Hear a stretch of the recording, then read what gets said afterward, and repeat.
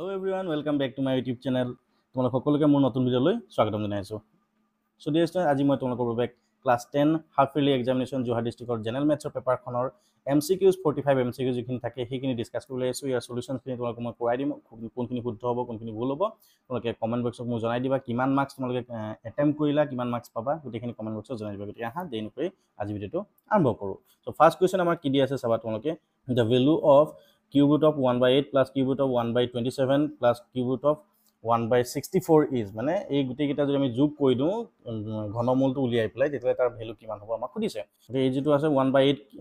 Cube root আছে, তো হেতু লিখিব পাৰো আমি 1/2 বুলি লিখিব পাৰো, কাৰণ 2 কিউব কৰিলে 8 হয়। আকৌ 27 টো কিউব কৰিলে কিউব ৰুট কৰিলে আমাৰ কি হ'ব 3 হ'ব, মানে এটো আমি লিখিব পাৰিম 1/3। আকৌ 64 আছে, হেতু কিউব ৰুট কৰিলে কি হ'ব 1/4 হৈ যাব। ঠিক আছে, গুটেইখিনি যদি এলসিএম লও কিমান হ'ব 12 হ'ব। 2 6 12 2 3 4 12 আৰু 4 3 12 মানে কৰিলে কি হ'ব 13/12, মানে অৰ্থাৎ শুদ্ধ উত্তৰটো হ'ব অপচন সি 13/12। ঠিক আছে, যদি বুজি পোৱা নাই তোমালোকে এবাৰ ভিডিঅ'টো পজ কৰি লবা, তাৰপিছত চাবা গোটেইখিনি ধুনীয়াকৈ বুজি পাই যাবা। যদি বুজি নোপোৱা কমেন্ট সেকশনত জনাই দিবা। তো নেক্সট কোৱেশ্চনটো আগবাঢ়িছো আমি, কি আছে the smallest number by which √50 should be multiplied so as to get a rational number is, মানে ক্ষুদ্ৰতম সংখ্যাটো যিটোৰে √50 ক পূৰণ কৰিলে পূৰণফল এটা পৰিমেয় সংখ্যা হ'ব। মানে √50 টো ভাঙি চাও, 50 টো ভাঙি চালে আমাৰ কি হ'ব √50 যদি চাও ইয়াক আমি √2 * 25, আকৌ 25 ভাঙিলে 5 5 25 নহয় জানো। এই দুটা 5 ৰ পৰা আমি কি কৰিব পাৰো, এটা 5 বাহিৰলৈ উলিয়াই দিব পাৰো, এটা 2 থাকিব, মানে √2 থাকি গ'ল। √2 লগত যদি আমি √2 মাল্টিপ্লাই কৰি দিও, ঠিক আছে, তেতিয়াহ'লে কি হ'ব, ই এটা আমাৰ ৰেশনাল নাম্বাৰ বা পৰিমেয় সংখ্যা হ'ব, অৰ্থাৎ আমাৰ শুদ্ধ উত্তৰটো হ'ব অপচন বি। আশা কৰো বুজি পাইছা। গতিকে আহা নেক্সট কোৱেশ্চনটো আমি কৰি চাও, কি দি আছে চাবা তোমালোকে। গতিকে কোৱেশ্চন নম্বৰ 3 টো কি দি আছে, assertion the number of natural numbers between 17 square and 18 square is 34, মানে 17 বৰ্গ আৰু 18 বৰ্গৰ মাজত কিমানটা কৈছে 34টা স্বাভাৱিক সংখ্যা আছে বুলি কৈছে। ৰিজনটো কি কৈছে, number of natural numbers between n square and n+1 square is twice n। আমাৰ সুধিছে আমাৰ এটো শুদ্ধ নে ভুল কিবা ধৰণে আমাক সুধিছে। প্ৰথম আমি চাই লও এছাৰশনটো চাই লও। এটা চাবা তোমালোকে ইয়াত কি আছে 17 স্কয়াৰ, ইয়াত আছে 18 স্কয়াৰ। এনেকুৱা ধৰণৰ যিখিনি কনজিকিউটিভ আমাৰ নেচাৰেল নাম্বাৰ থাকে তাৰ বৰ্গ কৰি পেলাই তাৰ মাজত কিমানটা সংখ্যা যদি উলিয়াবলৈ দিয়ে, তোমালোকে মনত ৰাখিবা যিটো সৰু সংখ্যা হয়, ঠিক আছে 17 আছে, এই সৰু সংখ্যাৰ লগত আমি 2 ৰে পূৰণ কৰিম, মানে কিমান হ'ব 2 * 34 34 হৈ যাব, হয়নে। সো আমাৰ এটো 34 শুদ্ধ উত্তৰ হয়। আৰু ইয়াতো আমাৰ যেটো কৈছে ৰিজনটো আমাৰ শুদ্ধই দিয়া আছে, টুৱাইচ n বুলি দিয়া আছে, হয়নে। অৰ্থাৎ আমি কি ক'ব পাৰিম, এছাৰশন আৰু ৰিজন দুইটাই আমাৰ শুদ্ধ। both assertion and r reason are true and r is the correct explanation of a, অর্থাৎ শুদ্ধ উত্তৰটো হ'ব অপচন ডি। আমাৰ এটোত আছে both assertion and reasons are true but r is not correct explanation বুলি কৈছে, তো এটোটো নহব, ঠিক আছে। গতিকে অপচন ডি টো আমাৰ শুদ্ধ হ'ব। নেক্সট কোৱেশ্চন কি দি আছে চাবা তোমালোকে, let p be a prime number then the sum of its factor, ঠিক আছে। তো আমাৰ p যদি প্ৰাইম নাম্বাৰ হয় বা মৌলিক সংখ্যা হয় তেতিয়াহ'লে p ৰ যিখিনি উৎপাদক আছে সেই উৎপাদক কিটাৰ সমষ্টি মানে যোগফল কি হ'ব আমাক উলিয়াব দিছে। p যে যিকোনো নাম্বাৰ আমি যদি মৌলিক সংখ্যা লওঁ 2 এটা লৈছো, 2 মৌলিক সংখ্যা বুলি ক'লে আমি কি লিখিব 2 * 1 বা 1 * 2 বুলি লিখিব পাৰো। তো p যদি মৌলিক সংখ্যা আমি কি লিখিম p * 1, মানে p * 1 বুলি লিখিব পাৰিম। তো উৎপাদক ইয়াত p আৰু 1 হ'ল, ইয়াত তেনেকৈ 1 আৰু 2 হৈছিল, হয়নে। এই দুটা যোগ কৰিলে কি হ'ব 1 + 2 that is equals to 3, তেনেকৈ ইয়াতো কি হ'ব p + 1 কৰিলে আনসাৰটো হ'ব, শুদ্ধ উত্তৰটো হ'ব অপচন ডি p + 1। আশা কৰো বুজি পাইছা। মৌলিক সংখ্যা হলে আমাৰ দুটাই উৎপাদক থাকে, এই দুটা উৎপাদকৰ যোগফলটো আমাক সুধিছে। এটো কোৱেশ্চনটো অকমান বেলেগ ধৰণৰ কোৱেশ্চন। তাৰপিছত চাবা কোৱেশ্চন নম্বৰ 5 টো আমাক কি দি আছে, the number of zeros of a polynomial of order n is n+1। আমাক একচুয়ালি কনসিডাৰ দা ফলোইং দিছে, বিবেচনা কৰিবলৈ কৈছে, আমি শুদ্ধ নে ভুল আমি চাই লওঁ এবাৰ। the number of zeros মানে of a polynomial of order n is n+1, এটোটো কেতিয়াও শুদ্ধ হ'ব নোৱাৰে, ঠিক আছে। n মাত্ৰাৰ বহুপদৰ শূন্য সংখ্যা n+1, যিমানটা যিকোনো বহুপদৰ মাত্ৰা যেটো মানে ডিগ্ৰী যেটো থাকিব, ঠিক আছে, তো অৰ্ডাৰ যেটো থাকিব সেইটো হিমান নম্বৰে আমাক কি থাকিব শূন্য থাকিব পাৰিব, গতিকে এটো ভুল হ'ব, ঠিক আছে। Next is the sum of the zeros of a quadratic polynomial ax² + bx + c is -b/a, মানে ax² + bx + c দ্বিঘাত বহুপদৰ শূন্য দুটাৰ সমষ্টি আমাক কৈছে -b/a। আমি জানো sum of the roots বা sum of the zeros বুলি ক'লে আমি কি -b/a বুলি লিখো, মানে এটা আমাৰ শুদ্ধ হয়। তাৰ পিছত কি কৈছে, the zero of p of x equals to ax + b is -b/a, তাৰ মানে কি ax + b equals to যদি 0 পাতি দিও কি হ'ব ax equals to -b হৈ যাব। সো x equals to কি হ'ব -b/a হ'ব, ঠিক আছে। অৰ্থাৎ শুদ্ধ উত্তৰটো হ'ব, মানে এটো শুদ্ধই হ'ব, ঠিক আছে। তাৰ পিছত আমাক ক'লে যে অপচনস কেইটামান দিছে, which of the following is correct, is or are correct, ঠিক আছে। সো অপচন এটো কি কৈছে 1 and 2 are true but 3 is false। এটো নহয়, আমি ইয়াত এবাৰ চাই লওঁ কি হৈছে, আমাৰ 3 টো শুদ্ধ হৈছে আৰু 2 টো শুদ্ধ হৈছে, কিন্তু 1 টো শুদ্ধ হোৱা নাই, মানে আমাৰ কি হ'ব 1 is false and 2 and 3 are true মানে C টো আমাৰ কাৰেক্ট অপচন হ'ব ঠিক আছে গতিকে আমি নেক্সট কোৱেশ্চনলৈ যাওঁ কোৱেশ্চন নম্বৰ 6 কি দিয়া আছে চাবা তোমালোকে the value of 5 to the power x plus 1 minus 5 to the power x এবাৰ পাতিলো 5 to the power x plus 1 টো আমি ভাঙি দিলে কি হ'ব 5 to the power x into 5 to the power 1 বুলি হ'ব পাৰো minus 5 to the power x যেনেকৈ আছে ৰাখি দিছো এটো কি আছে যেনেকৈ আছে 5 to the power x ৰাখি দিছো plus again 5 to the power x plus 1 আছে so ইয়াক লিখিম 5 to the power x into 5 to the power 1 তো ওপৰটোৰ পৰা যদি আমি 5 to the power x to common লওঁ ইয়াত থাকিব 5 minus 1 থাকিব তলৰটোৰ পৰা যদি 5 to the power x to আমি কমন লৈ লওঁ কি হ'ব 1 plus 5 হৈ যাব ঠিক আছে so ইয়াক যদি 5 to the power x cancel কৰো এটো 5 minus 1 হলে 4 হৈ যাব তলত 5 1 plus 5 হলে 6 হ'ব cancel কৰিলে 2/3 অৰ্থাৎ শুদ্ধ উত্তৰটো হ'ব অপচন A 2/3 আশা কৰো বুজি পাইছা গতিকে আহা নেক্সট কোৱেশ্চনলৈ আমি আগবাঢ়ি যাওঁ কোৱেশ্চন নম্বৰ 7 কি দি আছে the sum and product of the zeros of the quadratic polynomial is -3 and 2 respectively the polynomial is এটা দ্বিঘাত বহুপদৰ শূন্য দুটা যোগফল আৰু পূৰণফল আমাক দিয়া আছে -3 আৰু 2 বুলি দিয়া আছে তেনে বহুপদটো কি হ'ব আমাক সুধিছে গতিকে চাবা তোমালোকে sum of the roots যদি roots নি আমি আলফা আৰু বিটা বুলি লৈ লওঁ তো sum of the roots আমাৰ আলফা প্লাস বিটা আৰু product of the roots কি হয় আলফা ইনটু বিটা তো sum of the roots alpha plus বিটাটো আমাক দিয়া আছে -3 বুলি দিয়া আছে হয়নে আৰু আলফা ইনটু বিটা প্ৰডাক্ট আমাক দিয়া আছে 2 বুলি দিয়া আছে সো আমি যেটো কোয়াড্ৰেটিক পলিনোমিয়াল আছিল x square minus alpha plus beta into x plus alpha into beta হয়নে তাৰ মানে ইয়া যদি ভ্যালু পাতি দিও x square alpha plus beta জায়গাত মাইনাস আছে তো মাইনাস টি অলৰেডি এটা আছে মাইনাস মাইনাস কৰিলে কিমান হ'ব plus 3x plus ULFA beta মানে কিমান 2 মানে শুদ্ধ উত্তৰ হ'ব option A x square plus 3x plus 2 আশা কৰো বুজি পাইছা কাৰেক্ট হৈছে সাগে তোমালোকৰ ইয়াৰ পিছত আমি আগবাঢ়ি যাওঁ কোৱেশ্চন নম্বৰ 8 কি দি আছে চাবা তোমালোকে if 8 is a root of a equation x square minus 10x plus k equals to 0 then the value of k মানে এইটো যদি ইয়াৰ এটা মূল হয় তো মূল হলে কি হ'ব আমি x ৰ জায়গাত আমি 8 পাতি দিব পাৰো তো কি হ'ব h স্কয়াৰ মানে h স্কয়াৰ মানে আমি কি পাতিব 64 আকৌ ইয়াত যদি x ৰ জায়গাত 8 পাতি দিও তো কি হ'ব minus 80 হৈ যাব 10 8 যায় 80 হৈ যাব plus k is equals to 0 k টো যদি ইয়াত ৰাখি দিও 80 to plus আছে ইফালে গলে মাইনাস আছে ইফালে গলে প্লাস হৈ যাব 64 to plus আছে ইফালে গলে মাইনাস হ'ব সাবট্ৰেক্ট কৰিলে এটো হ'ব 6 থাকিব ইয়াত 7 minus 6 that is 116 অৰ্থাৎ শুদ্ধ উত্তৰ হ'ব অপচন A 16 হ'ব so next question চাবা তোমালোকে for what value of p the pair of equation twice x plus thrice y equals to 7 and px plus 6y equals to 14 have infinite number of solution যেতে নেকি infinite number of solution আমি চাম তেতে কি হ'ব a1 by a2 is equals to b1 by b2 is equals to c1 by c2 ঠিক আছে এটো হ'ব লাগিব আমি চাই এটো 7 আছে এটো 14 আছে 2 টাইমস হৈ আছে এটো 3 আছে এটো 6 আছে এটো 2 টাইমস হৈ আছে যদি ইকুয়াল হ'ব লাগে তেলে 2 আছে এই p জায়গাত কি হ'ব লাগিব 4 হ'ব লাগিব তে 2 2 যা 4 হৈ যাব তো অৰ্থাৎ শুদ্ধ উত্তৰ হ'ব অপচন c 4 ঠিক আছে আমি কোৱেশ্চন নম্বৰ 10 লাগ বেহি যাও কি দি আছে the distance between the points this and this ঠিক আছে আমি ডিসটেন্স ফৰ্মুলাটো বা দূৰত্ব সূত্ৰটো আমি পাতি দিলে হৈ যায় দূৰত্ব সূত্ৰটো কি আছিল √x2 - x1 হোল স্কয়ার মানে এটো -1 minus minus plus 5 whole square plus আকৌ 3 - 7 whole square ঠিক আছে so 5 - 1 হলে 4 হৈ যাব 4 square is 16 হ'ব আকৌ এটো -7 - 3 মানে 7 ৰ পৰা 3 গলে থাকিব 4 এটো -4 হ'ব -4 স্কয়ার গলে 16 হ'ব 16 + 16 হলে √32 হ'ব 32 ক আমি লিখিব পাৰিম 4 √2 মানে 4 ৰ ভিতৰলে 16 16 2 32 হয়নে সো 4 √2 অৰ্থাৎ শুদ্ধ উত্তৰ হ'ব অপচন সি ঠিক আছে 11 to sabah তোমালোকে দিছে if 2, k is the midpoint of the line segment joining the points a 6, -5 and b -2, 11 then the value of k is ঠিক আছে মান যদি হে আমাৰ এই 2, k টো কি কৈছে a আৰু b ৰ মধ্যবিন্দু হয় তেন্তে k ৰ মানটো আমি নিৰ্ণয় কৰিব লাগিব তো মধ্যবিন্দুটো আমি কেনেকৈ 2, k যদি আমি চাবলৈ যাওঁ আমি যেটো k টো লাগে আমি অকল সেকেন্ড কোঅৰ্ডিনেটটো চালে হৈ যাব তো সেকেন্ড কোঅৰ্ডিনেট মধ্যবিন্দুৰ ক্ষেত্ৰত কি পাওঁ আমি actually x1 + x2 / 2 y1 + y2 / 2 হয় নে আমি সেকেন্ড কোঅৰ্ডিনেট যদি চাওঁ এটো -5 আছে প্লাস এটো কি আছে 11 এটো -5 আছে এটো 11 আছে ডিভাইডেড বাই 2 তো 11 ৰ পৰা যদি 5 গুছি যায় 6 হ'ব 6/2 that is equals to 3 ঠিক আছে সো শুদ্ধ উত্তৰটো হ'ব option D 3 k value to 3 হ'ব বুজি পাইছা নেক্সট আমাৰ কোৱেশ্চন নম্বৰ 12 টো কি দি আছে the two roots of an equation ax square plus bx plus c equals to 0 a is not equals to 0 are real and irrational under the condition প্ৰথম হ'ব লাগিব ৰিয়েল হ'ব লাগিব আৰু ইৰেশনাল হ'ব লাগিব ঠিক আছে ৰিয়েল হ'বৰ কাৰণে আমি জানো যে less than 0 হ'ব নোৱাৰিব ঠিক আছে b square minus 4ac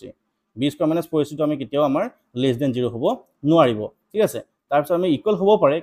কিন্তু আমাৰ অকন কন্ডিশন আছে ইৰেশনাল হ'ব লাগিব বুলি কৈছে যেতিয়া আমি এই b square minus 4ac টো আমি ৰুটৰ ভিতৰত দি দিও ঠিক আছে ৰুটৰ ভিতৰত দি দিও মানে কি হ'ব √2 বা √3 এনেকে ধৰণে হ'ব লাগিব তো আমাৰ চাবা কি হ'ব এই যেটো b স্কয়ার মাইনাস 4ac এইটো যদি পারফেক্ট স্কয়ার হয় পারফেক্ট স্কয়ার হলে আমাৰ কি হৈ যাব এইটো আমাৰ ৰিয়েল হৈ যাব বা ৰেচনেল নাম্বাৰ হ'ব যদি পারফেক্ট স্কয়ার নহয় ঠিক আছে যেনেকৈ 2 টো পারফেক্ট স্কয়ার নহয় 3 টো পারফেক্ট স্কয়ার নহয় তেনেকৈ হলে কি হৈ যাব ই এটা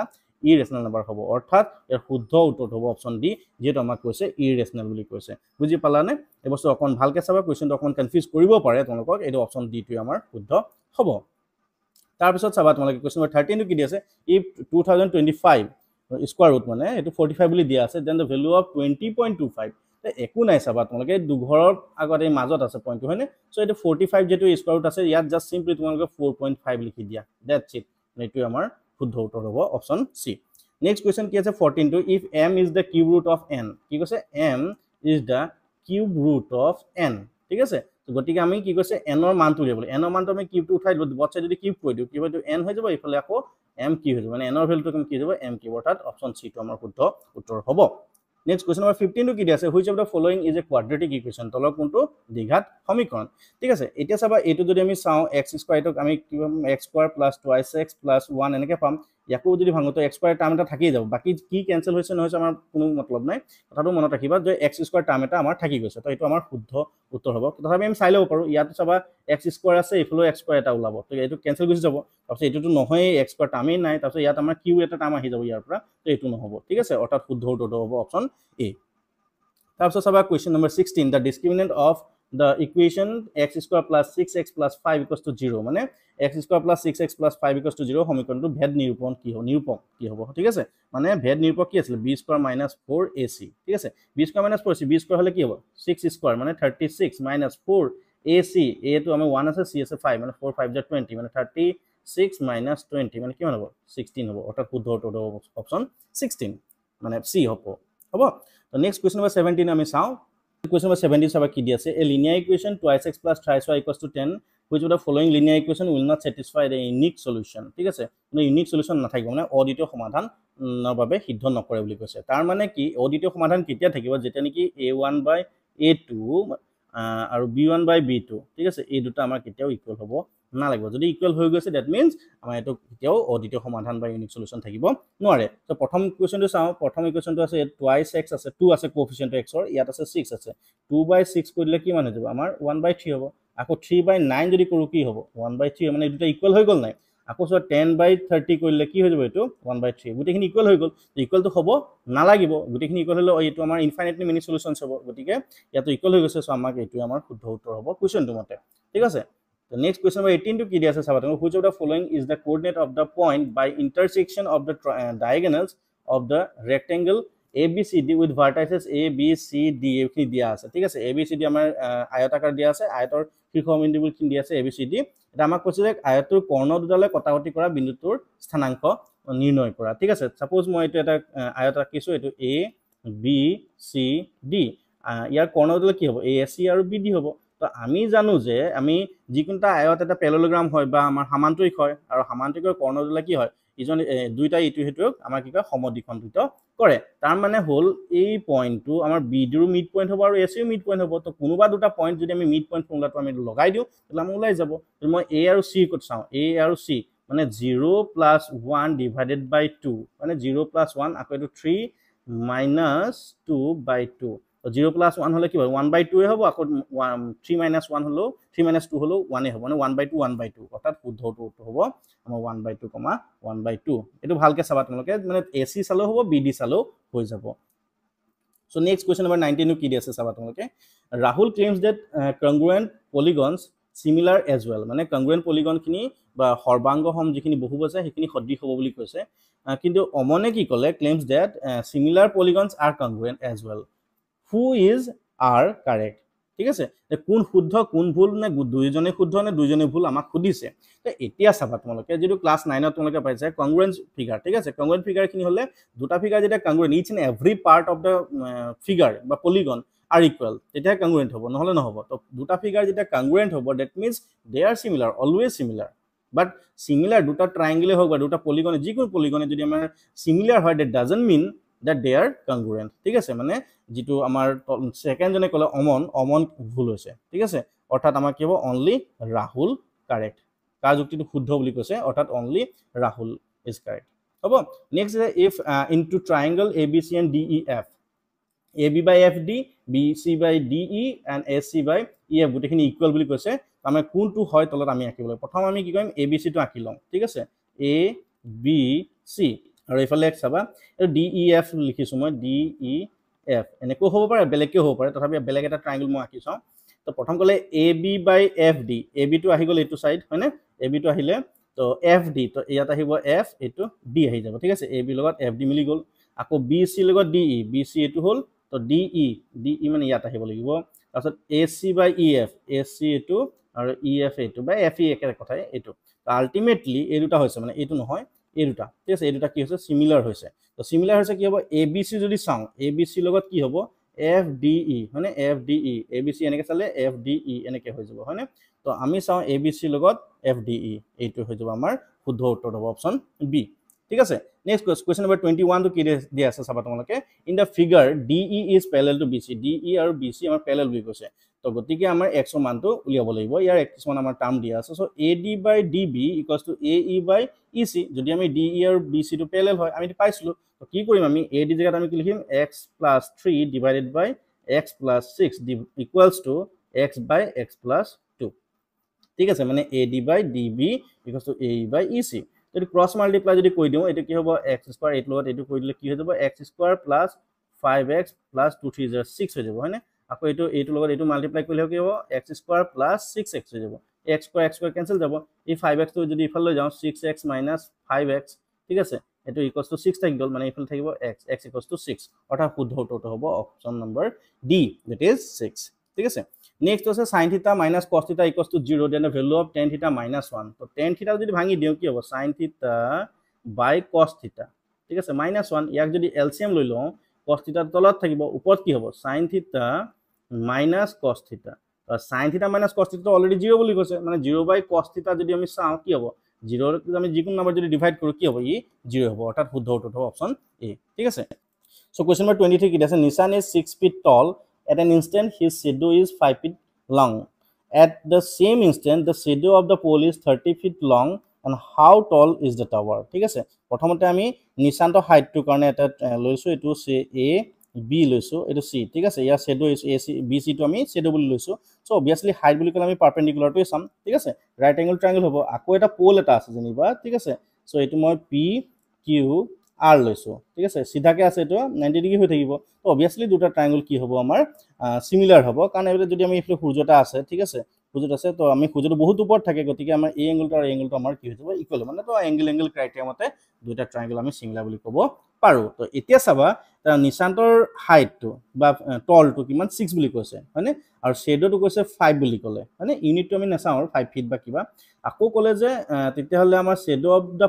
পোলৰ শেডোটো কিমান ক'লে 30 ফিট কৈছে তো আমি ইয়াৰ টাৱাৰৰ হাইটটো উলিয়াব লাগে তলে বহুত একো মাথা মাৰিব নালাগে এটো 5 আছে এটো 30 আছে 5 6 জাৰ 30 নহয় জানো 6 টাইমছ হৈ গৈছে যদি 6 আছে তো 6 6 জাৰ কিমান হ'ব 36 হয়নে সো অৰ্থাৎ ইয়াৰ শুদ্ধ উত্তৰটো হ'ব 36 যতে দেখা তোমালোকে অপচন সি তো আমাৰ শুদ্ধ উত্তৰ হ'ব ঠিক আছে সো এটা কোৱেশ্চন নম্বৰ 24 টো কি দিয়া আছে চাবা if da equation x² - mx + 1 = 0 does not possesses real roots then যদি x² - mx + 1 = 0 সমীকৰণটোৰ বাস্তৱ মূল নাথাকে তেন্তে আমি কোনটো অপচন শুদ্ধ হয় আমাক খুদিছে তো আমি চাম এতিয়া ইয়াত আমাৰ a কি আছে a = 1 আছে b = -m আৰু c = 1 আছে হয়নে তা আমি জানো বাস্তৱ মূল নাথাকে মানে ৰিয়েল ৰুট যেতিয়া নাথাকিব তেতিয়া b² - 4ac এটো চাব b² - 4ac যেটো আমি ডিসক্ৰিমিনেন্ট বা ভেদ নিৰূপক বুলি কম বাস্তৱ মূল নাথাকিলে কি হ'ব লেছ দেন 0 হ'ব মানে যেতিয়া আমি পাইছিলো যে যদি b² - 4ac লেছ দেন 0 হয় তেতিয়ালে কি হয় বাস্তৱ মূল নাথাকে বা ৰিয়েল ৰুটছ নাথাকিব পাতি চাও যদি ভ্যালুটো b ভ্যালু কি আছে -m আছে হয়নে সো -m পাতিলে -m² কৰিলে কি হ'ব m² হৈ যাব -4 এই জায়গাটো 1 আছে c জায়গাটো 1 আছে মানে 4 থাকিব লেছ দেন 0 তো ইয়াক যদি ভাঙি দিও কি হ'ব m² -4 ইফালে গলে +4 হৈ যাব হয়নে মানে m² টো আমাৰ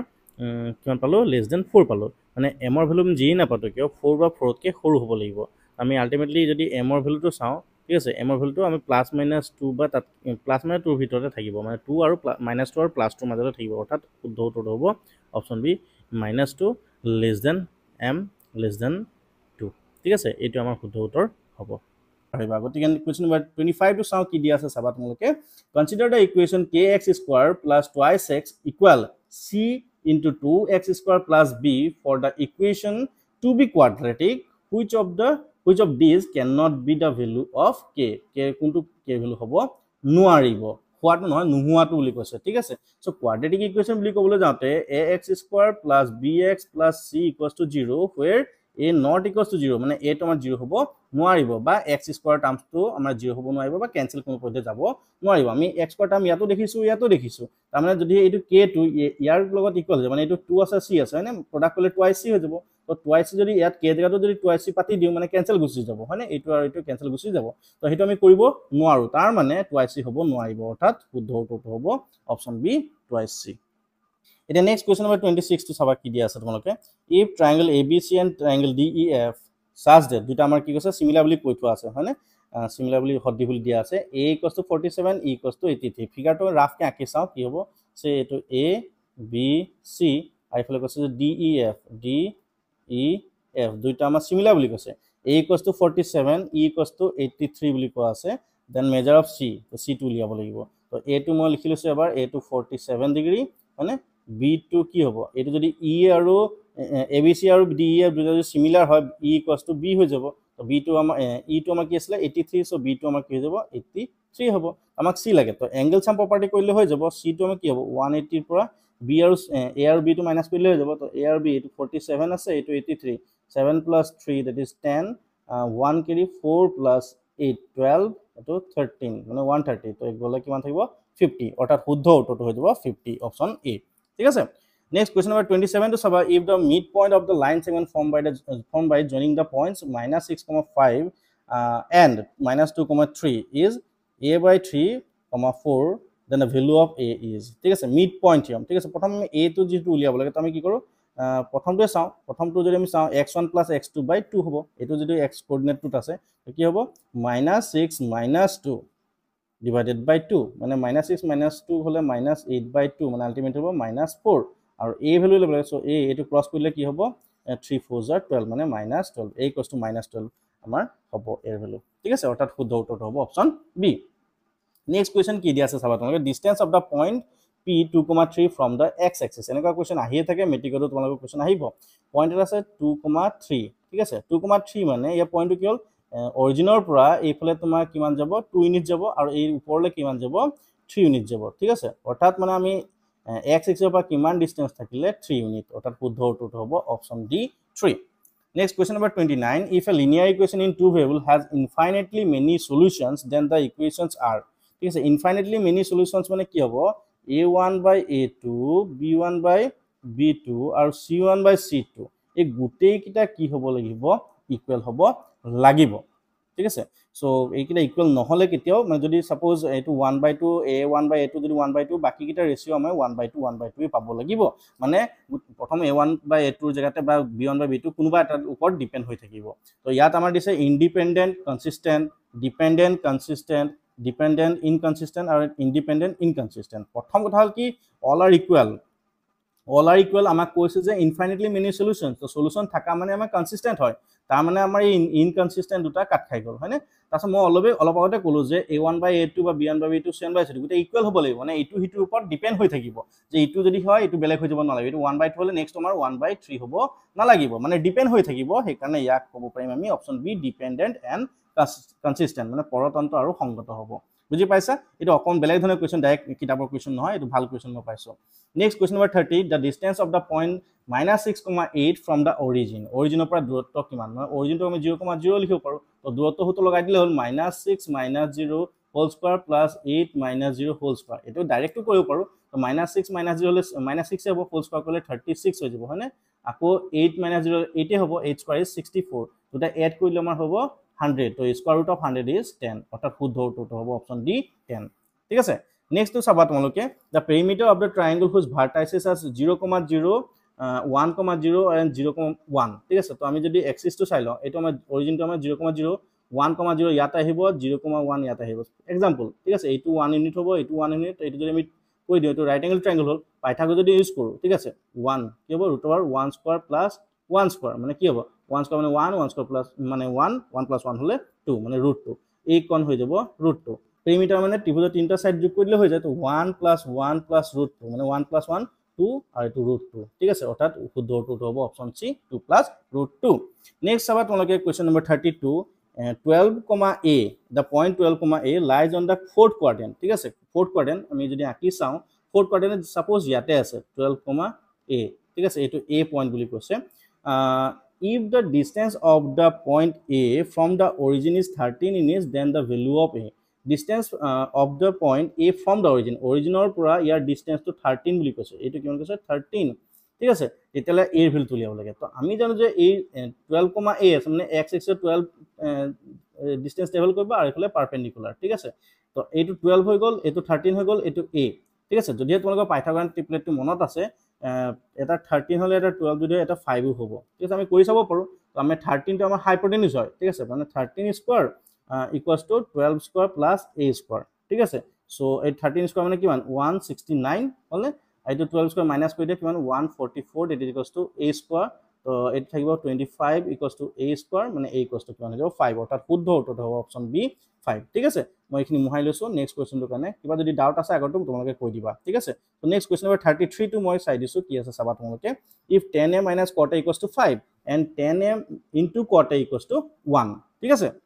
then the value of 10 square a plus cot square a এই কোৱেশ্চনটো অকমান ডাইৰেক্ট কৰিলে নোলাই কিন্তু অকমান বেলেগ ধৰণে ভাবিব লাগিব এটা 10 square a plus cot square a আমি দুটা ফৰ্মুলা পাব পাৰো ঠিক আছে a plus b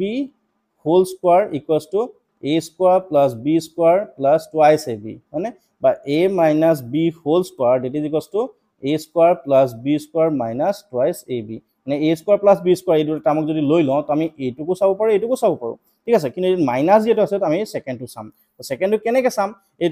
10 square a plus cot square a ঠিক আছে 10 square a plus cot square a তো a square plus b square plus b square তো আমি লিখিব পাৰো a plus b মানে 10a plus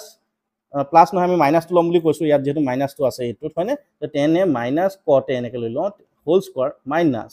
2 into ঠিক আছে মাইনাস টো আছে 2 into 10a into cot a ঠিক আছে মানে a minus b whole square minus a into b ঠিক আছে তো 10a minus cot a জায়গাত আমাৰ 5 দিয়া আছে সো 5 স্কয়াৰ কৰিলে কিমান হৈ যাব 25 minus 2 আকৌ 10a into cot a আমি জানোৱে 1 তথাপি আমাৰ 1 বুলি দিয়া আছে into 1 মানে তো 25 পৰা যদি 21 2 গুছি যায় কিমান হ'ব 23 অৰ্থাৎ শুদ্ধ উত্তৰটো হ'ব অপচন বি 23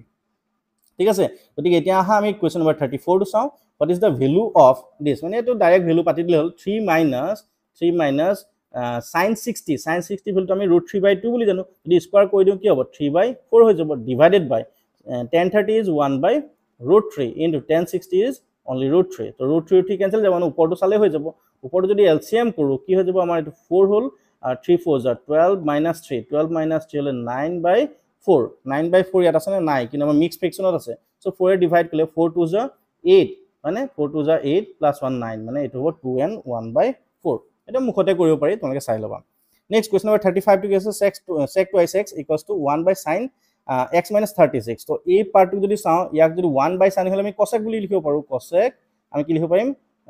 x minus 36 মানে তো আমি জানো যে sec আৰু cosec ইটো হিটোৰ কমপ্লিমেন্টাৰী হয় মানে তো আমি এটা কাম কৰি sec twice x আছে তো কি কৰো sec তো আমি cosec লিখি লওঁ এটো 90 ডিগ্ৰী minus twice x কৰি দিব পাৰো মানে আৰু ইফালে তো cosec আমাৰ কি হ'ব x minus 36 আছে সো cosec যদি আমি এংগল খিনি আমাৰ ইকুৱেল হ'ব তো 90 minus twice x is equals to x minus 36 degree হ'ব তো twice x minus আছে ইফালে লগলে কি হৈ যাব এটো x তো ইফালে thrice x হৈ যাব x এটা আছে twice x plus x হলে thrice x হ'ব এই 90 আছে ইফালে minus 36 ইফালে আনিলে রাইট সাইড আইলে প্লাস হৈ যাব তো 6 9 plus 3 হলে 12 হৈ যাব 126 ডিগ্ৰী সো x তো যদি আমি 3 এ ডিভাইড কৰো 126 divided by 3 3 4 are 12 মানে আর 3 2 যা ঠিক আছে 6 মানে আলটিমেটলি 42 টো আমাৰ आंसर হ'ব option B next question number 36 কি আছে sin a equals to 1/2 তো sin ৰ কিমান ডিগ্ৰী ভ্যালু 1/2 হয় sin 30 ডিগ্ৰী মানে sin 30 ডিগ্ৰী ভ্যালু 1/2 হয় তো এই ভ্যালু কি হৈ গল আমাৰ 30 degree again cos b equals to 1/2 cos কেতিয়া হয় cos 60 ডিগ্ৰী মানে b equals to আমাৰ কি হ'ব 60 degree b equals to a plus b আমাৰ a plus b কিমান হয় 30 plus 60 হলে 90 অৰ্থাৎ শুদ্ধ উত্তৰটো হ'ব আমাৰ অপচন বি 90 ডিগ্ৰী ঠিক আছে আশা কৰো বুজি পাইছা কিবা যদি ডাউট আছে তোমালোকে কমেন্ট সেকশনত জনাই দিবলৈ নাপাহৰিবা মই এইখিনি ডাউট ক্লিয়াৰ কৰি দিম ঠিক আছে এতিয়া চাও next question da value of cot square থিটা minus 1 by sin স্কয়াৰ থিটা is মানে 1 by sin স্কয়াৰ থিটা একেই আমি ক'ব পাৰো cosec স্কয়াৰ থিটা মানে আমি ফৰ্মুলাটা পাইছিলো ইয়াৰ মতে কি হৈছে cot স্কয়াৰ থিটা minus cot স্কয়াৰ থিটা কিমান আমি কিন্তু পাইছিলো আসলতে cosec স্কয়াৰ থিটা minus cot স্কয়াৰ থিটা that is equals to 1 পাইছো তো ইয়া উল্টা আছে সো এটো কি হৈ যাব minus 1 হৈ যাব ঠিক আছে next our question number 38 if alpha and beta are the zeros of the polynomial this then 1 by alpha plus 1 by beta তো এটো 1 by alpha plus 1 by beta তো যদি আমি LCM লৈ লও কি হ'ব তো থাকিব alpha beta উপৰ থাকিব এটো beta plus alpha বা alpha plus beta একে কথাই মানে sum of the roots alpha plus beta মানে sum of the roots minus b by a তো b জায়গাতে কি আছে 1 আছে ইয়াত হয় না so minus 1 হৈ যাব আকৌ alpha into beta হলে কি হয় c by a মানে 1 by 1 হলে 1 তো ultimately এটো minus 1 হ'ব শুদ্ধ উত্তৰটো হ'ব option a minus 1 next on what condition px square plus qx plus r has no real roots b square minus 4ac মনত ৰাখিবা বাস্তৱ মূল কেতিয়া না থাকিব যেটা নেকি b square minus 4ac less than 0 discriminant বা ভেদ নিৰূপক ঠিক আছে সো b square b জায়গাত কি আছে q আছে মানে q square minus 4ac a জায়গাত আছে p আৰু c জায়গাত আছে r minus 4pr less than 0 ঠিক আছে সো ইয়াত যদি আমি চাও q square এটো যদি ইফালে লৈ যাও less than সাইড এটো আমাৰ কি হ'ব 4q সৰি p r মানে q square equals to 4pr q square equals to 4pr option D আছে অৰ্থাৎ অপচন ডি টো আমাৰ শুদ্ধ হ'ব নেক্সট আবা the straight line represented by the line twice x equals to thrice y